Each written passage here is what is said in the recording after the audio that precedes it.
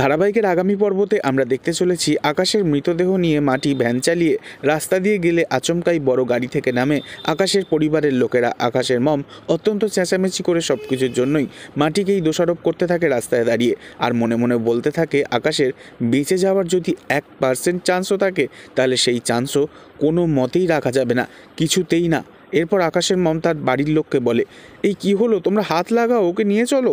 তখন আকাশের মামা ভ্যানটাকে চালিয়ে চালিয়ে ওদের গাড়ির সামনে নিয়ে আসে আর ভ্যানে শুয়ে থাকা আকাশকে গাড়ির ভেতরে ঢুকিয়ে দেয়, আর গাড়িটা নিয়ে চলে যায় তারা। ভীষণই মন খারাপ করে মাটি একা একা রাস্তায় দাঁড়িয়ে কাঁদতে থাকে আর মনে মনে বলতে থাকে, আমায় যদি ভাইরাস বাবুর সাথে না যেতে দেওয়া হয় তাহলে আমি তার কাছে যাব, যে বিষহরী।